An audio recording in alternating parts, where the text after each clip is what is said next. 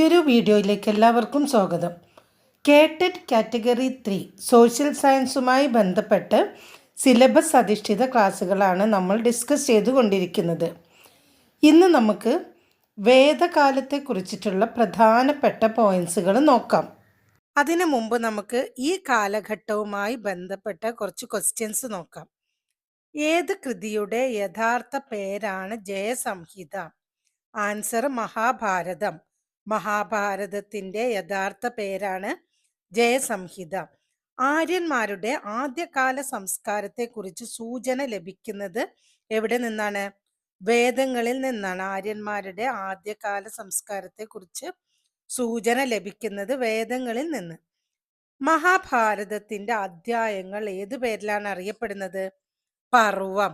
മഹാഭാരതത്തിന്റെ അധ്യായങ്ങൾ അറിയപ്പെടുന്നത് പർവം എന്ന പേരിലാണ്. ഏറ്റവും പുരാതനമായ സംസ്കൃത കൃതിയാണ് ഋഗ്വേദം. ഏറ്റവും പുരാതനമായ സംസ്കൃത കൃതി ഋഗ്വേദം. ഇനി നമുക്ക് വേദകാലഘട്ടത്തെ കുറിച്ചിട്ട് പ്രധാനപ്പെട്ട കുറച്ച് പോയിന്റ്സുകൾ നോക്കാം. ആര്യന്മാരുടെ കാലഘട്ടമാണ് വേദകാലഘട്ടം എന്നറിയപ്പെടുന്നത്. വേദം എന്ന വാക്ക് രൂപപ്പെടുത്തപ്പെട്ടത് തന്നെ അറിയുക എന്ന അർത്ഥമുള്ള വിദ് എന്ന ധാതുവിൽ നിന്നാണ്. കാസ്പിയൻ സമുദ്ര തീരത്ത് നിന്ന് ഏകദേശം 2000 BC-യിൽ യൂറോപ്പിന്റെയും ഏഷ്യയുടെയും വിവിധ ഭാഗങ്ങളിലേക്ക് ജനങ്ങളുടെ കുടിയേറ്റമുണ്ടായി. ഒരേ ഭാഷാ ഗോത്രത്തിൽപ്പെട്ട അവരെ നമ്മൾ ആര്യന്മാർ എന്നാണ് വിളിച്ചിരുന്നത്. അവരിൽ ഒരു ഭാഗം BC 1500-നോടടുത്ത് ഇന്ത്യയിലെത്തി. അവർ ഇന്തോ ആര്യന്മാർ എന്നാണ് അറിയപ്പെടുന്നത്. അവർ ഗോത്ര ജീവിതമായിരുന്നു നയിച്ചിരുന്നത്. അപ്പം നമുക്ക് ഇന്തോ ആര്യന്മാരുടെ ആര്യൻ സംസ്കാരത്തെ കുറിച്ചിട്ടുള്ള പ്രധാനപ്പെട്ട പോയിന്റ്സുകൾ നോക്കാം. ആര്യന്മാർ ഇന്ത്യയിൽ വരികയും വേദങ്ങൾ എഴുതുകയും ചെയ്ത കാലഘട്ടമാണ് വേദകാലഘട്ടം, വേദിക് പീരിയഡ്. ആര്യന്മാർ ഇന്ത്യയിൽ വരികയും വേദങ്ങൾ എഴുതുകയും ചെയ്ത കാലഘട്ടമാണ് വേദകാലഘട്ടം അല്ലെങ്കിൽ വേദിക് പീരിയഡ് എന്നറിയപ്പെടുന്നത്. ഏർലി വേദിക് സിവിലൈസേഷനുണ്ട്, ലേറ്റർ വേദിക് സിവിലൈസേഷനുണ്ട്. അതേപോലെ വിജ്ഞാനം എന്നർത്ഥം വരുന്ന വിദ് എന്ന ധാതുവിൽ നിന്നാണ് വേദം എന്ന പദം ഉത്ഭവിച്ചത്. നോളേജ് എന്നൊക്കെ അർത്ഥം വരുന്ന വിദ് എന്ന ധാതുവിൽ നിന്നാണ് വേദം എന്ന പദം ഉത്ഭവിച്ചത്. അപ്പൊ വേദം എന്ന വാക്കിന്റെ അർത്ഥം വിജ്ഞാനം അല്ലെങ്കിൽ അറിവ് എന്നൊക്കെയാണ്. മധ്യേഷ്യൻ നിവാസികളാണ് ആര്യന്മാർ എന്ന അഭിപ്രായം ആദ്യമായി പറഞ്ഞത് മാക്സ് മുള്ളറാണ്. മധ്യേഷ്യൻ നിവാസികളാണ് ആര്യന്മാർ എന്ന അഭിപ്രായം ആദ്യമായി പറഞ്ഞത് ജർമ്മൻകാരനായ മാക്സ് മുള്ളറാണ്. അതുപോലെ ബാലഗംഗാധര തിലകൻ എന്താ പറഞ്ഞത്? ആർട്ടിക് പ്രദേശമാണ് ആര്യന്മാരുടെ ജന്മദേശം എന്നാണ് ബാലഗംഗാധര തിലകൻ അഭിപ്രായപ്പെട്ടത്. അതുപോലെ വേറൊരു അഭിപ്രായമുള്ളത് ടിബറ്റാണ് ആര്യന്മാരുടെ ജന്മദേശം എന്നാണ് സ്വാമി ദയാനന്ദ സരസ്വതി അഭിപ്രായപ്പെടുന്നത്. അപ്പൊ മധ്യേഷ്യൻ നിവാസികളാണ് ആര്യന്മാർ എന്ന് പറഞ്ഞത് മാക്സ് മുള്ളർ, ആർട്ടിക് പ്രദേശമാണ് ആര്യന്മാരുടെ ജന്മദേശം എന്ന് പറഞ്ഞത് ബാലഗംഗാധര തിലകൻ, ടിബറ്റാണ് ആര്യന്മാരുടെ ജന്മദേശം എന്ന് പറഞ്ഞത് സ്വാമി ദയാനന്ദ സരസ്വതി. എന്നിരുന്നാലും മാക്സ് മുള്ളറുടെ അഭിപ്രായമാണ് ഏറ്റവും കൂടുതലായിട്ട് അംഗീകരിക്കപ്പെട്ടിട്ടുള്ളത്. മധ്യേഷ്യയിൽ നിന്നാണ്, മധ്യേഷ്യ നിവാസികളാണ് ആര്യന്മാർ എന്ന മാക്സ് മുള്ളറുടെ അഭിപ്രായമാണ് ഏറ്റവും കൂടുതലായി അംഗീകരിക്കപ്പെട്ടിട്ടുള്ളത്. ഇന്ത്യയിൽ ആര്യന്മാർ ആദ്യം താമസിച്ച പ്രദേശമാണ് സപ്തസിന്ധു പ്രദേശം. ഇന്ത്യയിൽ ആര്യന്മാർ ആദ്യം താമസമുറപ്പിച്ച പ്രദേശം സപ്തസിന്ധു അല്ലെങ്കിൽ 7 നദികളുടെ നാട് എന്നാണ് അറിയപ്പെടുന്നത്. ഇപ്പൊ സിന്ധുവിൻ്റെ പോഷക നദികളും സിന്ധു നദിയൊക്കെ കൂടിയ സപ്തസിന്ധു റീജിയനിലാണ് ആര്യന്മാർ ആദ്യം താമസിച്ചിരുന്നത്.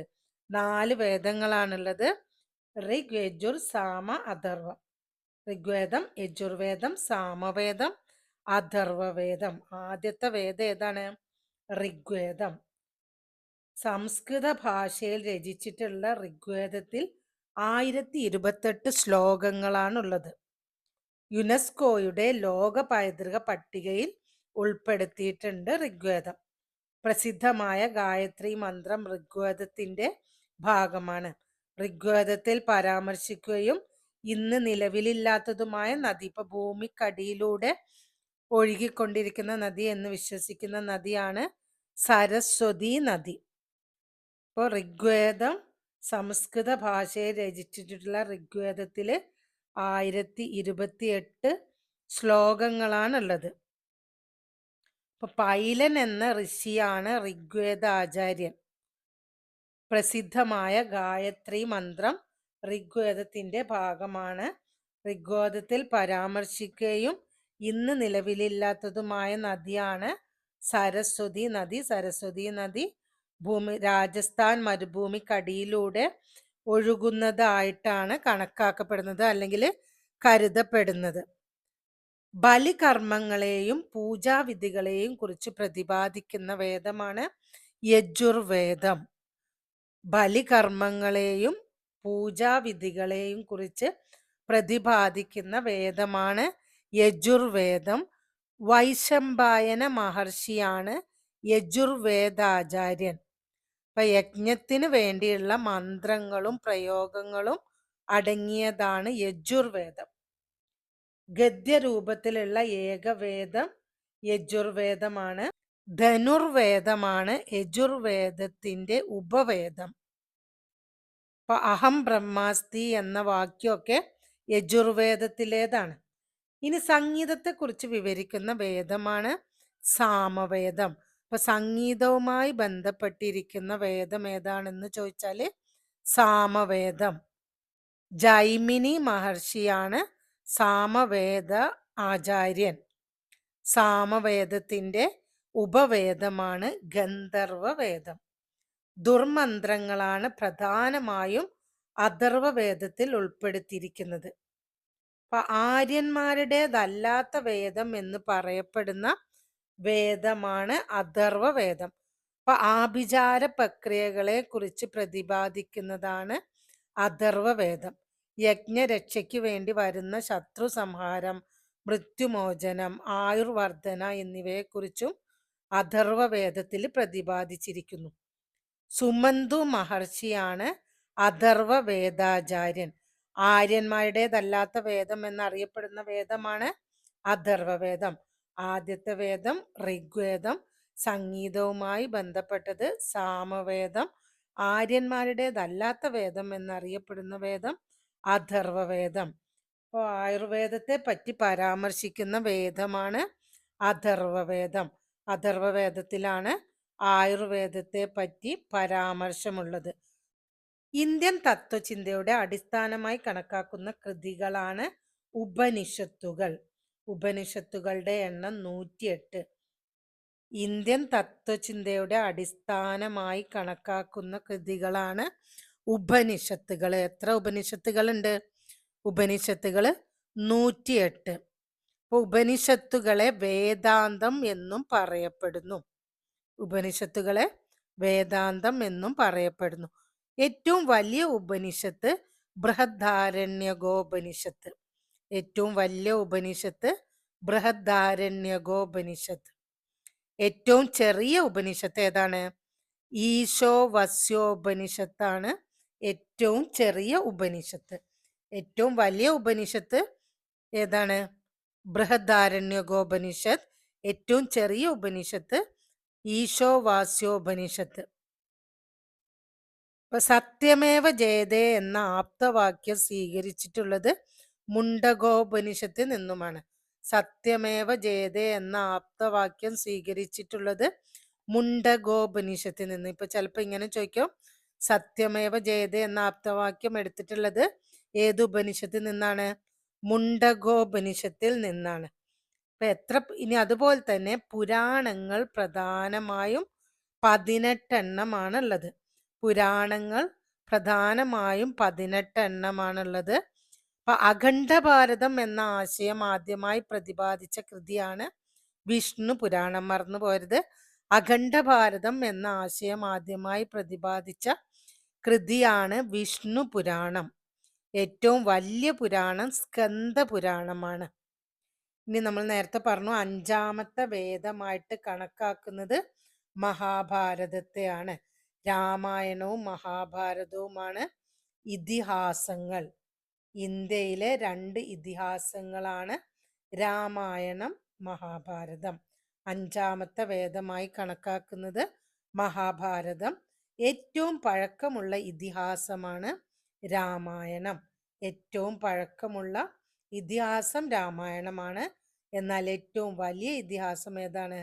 മഹാഭാരതം. ഏറ്റവും വലിയ ഇതിഹാസം മഹാഭാരതം. മഹാഭാരതത്തിന്റെ ആത്മാവ് എന്നറിയപ്പെടുന്നത് ഭഗവത്ഗീതയാണ്. മഹാഭാരതത്തിന്റെ ആത്മാവ് എന്നറിയപ്പെടുന്നത് ഭഗവത്ഗീത. ലോകത്തിലെ ഏറ്റവും നീളമുള്ള പദ്യമാണ് മഹാഭാരതം. രാമായണം എഴുതിയത് ആരാണ്? വാൽമീകി മഹർഷിയാണ് രാമായണം എഴുതിയത്. വാൽമീകി മഹർഷിയാണ് രാമായണം എഴുതിയത്. ആദി കവി എന്നറിയപ്പെടുന്നത് വാൽമീകി മഹർഷിയാണ്. ആദി കവി എന്നറിയപ്പെടുന്നത് വാൽമീകി മഹർഷിയാണ്. ആദി കാവ്യം എന്നറിയപ്പെടുന്നത് രാമായണമാണ്. രാമായണം എഴുതിയ മഹർഷിയാണ് ആദി കവി, അതായത് വാൽമീകി മഹർഷി. ആദ്യ കാവ്യം എന്നറിയപ്പെടുന്നത് രാമായണമാണ്. ആര്യ ദ്രാവിഡ യുദ്ധമാണ് രാമായണത്തിലെ പ്രതിപാദ്യം. ഇപ്പൊ വാൽമീകിയുടെ ആദ്യ നാമം രത്നാകരൻ, അതൊരു പ്രധാനപ്പെട്ട പോയിന്റാണ്. വാൽമീകി മഹർഷിയുടെ ആദ്യ നാമം രത്നാകരൻ എന്നാണ്. മഹാഭാരതത്തിന്റെ കർത്താവ് ആരാണ്? വേദവ്യാസനാണ് മഹാഭാരതത്തിന്റെ കർത്താവ്. ആര്യന്മാർ തമ്മിലുള്ള പരസ്പര പോരാട്ടം, അതായത് കൗരവ പാണ്ഡവ യുദ്ധമാണ് മഹാഭാരതത്തിലെ പ്രതിപാദ്യം. മഹാഭാരതത്തിന്റെ ഹൃദയം എന്നൊക്കെ അറിയപ്പെടുന്നത് ഭഗവത്ഗീതയാണ്. ഭഗവത്ഗീത ഇംഗ്ലീഷിലേക്ക് വിവർത്തനം ചെയ്തത് ചാൾസ് വിൽക്കിൻസ്. ഭഗവത്ഗീത ഇംഗ്ലീഷിലേക്ക് വിവർത്തനം ചെയ്തത് ചാൾസ് വിൽക്കിൻസ്. മഹാഭാരതം മലയാളത്തിലേക്ക് വിവർത്തനം ചെയ്തത് കൊടുങ്ങല്ലൂർ കുഞ്ഞിക്കുട്ടൻ തമ്പുരാൻ. അപ്പോൾ ഭഗവത്ഗീത ഇംഗ്ലീഷിലേക്ക് വിവർത്തനം ചെയ്തത് ചാൾസ് വിൽക്കിൻസ്. മഹാഭാരതം മലയാളത്തിലേക്ക് വിവർത്തനം ചെയ്തത് കൊടുങ്ങല്ലൂർ കുഞ്ഞിക്കുട്ടൻ തമ്പുരാൻ. വേദകാലത്ത് ഗുരുകുല പ്രവേശനത്തിന് മുന്നോടിയായി ചെയ്തിരുന്ന ചടങ്ങ് ഉപനയനം. വേദകാലത്ത് ഗുരുകുല പ്രവേശനത്തിന് മുന്നോടിയായി ചെയ്തിരുന്ന ചടങ്ങ് ഉപനയനം. ഋഗ്വേദകാല ആര്യന്മാരുടെ പ്രധാന ദൈവമായിരുന്നു ഇന്ദ്രൻ. പുരന്ദര എന്നറിയപ്പെട്ടിരുന്നത് ഇന്ദ്രനായിരുന്നു. ഋഗ്വേദകാല ആര്യന്മാരുടെ പ്രധാന ദൈവം ഇന്ദ്രൻ, പുരന്ദര എന്നറിയപ്പെട്ടിരുന്നത് ഇന്ദ്രനായിരുന്നു. ഇപ്പോൾ വീഡിയോയിൽ പറഞ്ഞിരിക്കുന്ന കാര്യങ്ങളൊക്കെ എല്ലാവരും ഒരു നോട്ട്ബുക്കിൽ കുറിച്ച് വെച്ചിട്ട് നന്നായിട്ട് പഠിക്കാം. ഇനി അടുത്ത ടോപ്പിക്കുമായി നമുക്ക് അടുത്ത വീഡിയോയിൽ കാണാം.